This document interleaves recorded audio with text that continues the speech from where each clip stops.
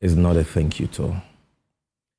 What is happening is just a desperate attempt by Alhaji Bawumia to revive his political career after leading the New Patriotic Party to its most embarrassing political defeat. That is what is happening. And once again, you're having the entire NPP machinery rallying behind him to give him an unfair advantage over persons who desire or intend to contest him in the upcoming presidential primaries. They do a thank you tour after every election. But listen to what the programs they are holding across the country. Who are they meeting? They are meeting their party executives. They are not meeting Kenyans. And what are they telling them? Do you hear any thank you messages? No. We hear Bawumia playing Pontius Pilate, blaming everybody for the embarrassing defeat except himself, attempting to distance himself from the very government that he served as vice president of for 8 years and head of economic management team. Everyone is guilty except Bawumia. That is what is happening there. So for me, what is happening is a charade of a thank you tour. It is just a desperate attempt by Bawumia to revive his political career at all cost. And he's succeeded to marshal the entire party machinery behind him. And that is why Kennedy Japan decided to tag along, gate crash what they had planned to do, and also assert himself as a potential leader of the party. But in all this... Is he blaming everybody except himself? Yes. One of the headlines I read said, "We admit our mistakes. We will fix them." He tells the people, Nigeria Online reported, "You have spoken well, and we have heard you. We'll do something about it." He says, "Posterity will vindicate Akufo-Addo's, good leadership, among others, good works, among other comments. President Kufuor and the NPP were vilified after 8 years of rule. But today, President Akufo-Addo is a celebrated former president. I am certain that with time, posterity will vindicate NPP and President Akufo-Addo." This is him talking on the... Bawumia has adduced reasons for the embarrassing defeat that the NPP suffered, which reasons, according to him, is backed by empirical data. And all those reasons border on the omissions or commissions of persons other than himself. He says that, number one, they lost because of high cost of living, occasioned by economic mismanagement, DDP, fuel price increases that he himself was not even aware. Except he didn't add economic mismanagement. Oh, but if he's talking about they losing because of high cost of living, what could have led to that? Prudent economic management doesn't lead to unbearable cost of living. So that goes without saying. Then Samson, he says that they lost because of arrogance of power. That's right. And when he was giving examples of arrogance of power, he left himself out. He didn't blame himself for dancing off beat to Owosisifianibi when Ghanaians were complaining that times he kept using we. That includes him. You see, look at the details of the reasons he gave. He can say we, but in the long run, you see him clearly blaming others but himself.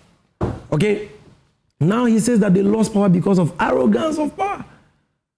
And that is what we were telling them all along. You had cause to advise them.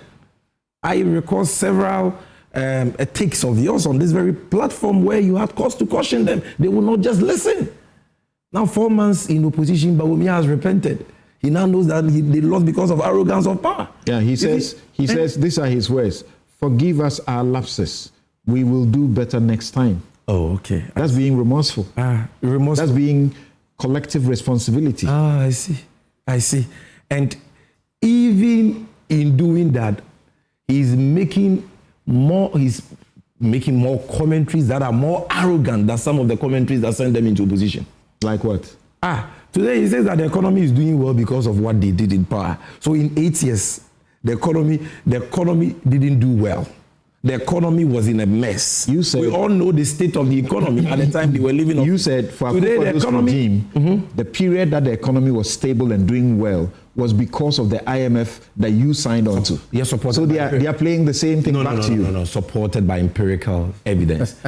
The evidence in 2016 was to the effect that because 2 additional oil streams had been brought on stream by President Mahama, the oil and gas sector was going to grow by 84%, and as a result of that, we're going to achieve a growth rate of almost 8%, and that was predicted in 2016 by the EIU. In their case, they missed all the IMF program milestones. They missed it. And the IMF itself conceded that fact. They have publicly stated that fact. So you cannot equate the two. But you see, what is playing out is testament to the fact that the NPP has not learned any lessons and are not ready for power. And I have no doubt in my mind that they are going to remain in opposition for a very, very long time. You know, they used to say what you just said? Oh, yes. But when they were saying that, they were not acting accordingly. And that is why they suffered the most embarrassing political... They championed one of the most transformational, economic policies, education. Oh, please. Okay? And still they lost. The verdict is out there. The people of this country who were supposed to be the beneficiaries of that so-called policy passed a verdict of no confidence in them. They lost overwhelmingly, resoundingly. Look, okay. The reason why I say that they are not ready for power, and I'll end here, I don't intend to drag this matter at all, is that even in opposition, these guys are fighting over 1,000 Ghana cedis and stabbing themselves in the process. My goodness. A party that left power barely 4 months ago. A party that, candidates who were vying for their presidential candidature were distributing money like granite to them when they went for their primaries sometime in 2023, 2024. We saw money flowing, fridges flowing, television sets. Today you are fighting over 1,000 Ghana cedis. And they are so inhumane, so wicked to stab themselves. Now, so if you are a young Ghanaian watching me, ask yourself that even NPP young men in the university, they are stabbing them with knives, butchering themselves. Then you, what hope do you have? What protection, safeguards can you have in this political party? So clearly these guys are not ready for power. And the NPP today are showing, they are exhibiting all the trappings of a party in the state of comatose. The center cannot hold. There is no elder. They have no respect for anybody. Abronya and Kennedy Japan are all over the place. Sorting themselves and all that. That is not what Ghanaians need. Ghanaians need a government who will come put the right policies in place for us to see the cedi gaining stability like we are seeing now. Fuel prices coming down like we are seeing now. The dollar rates coming down like we are seeing now. That is what Ghanaians voted for, and that is what they are getting. And so as for them, they can continue stabbing themselves. Okay. Sure that. All right. You are not that. Dr. Thierry Champong, thanks for joining us. Let me be sure if I have your feed very clean.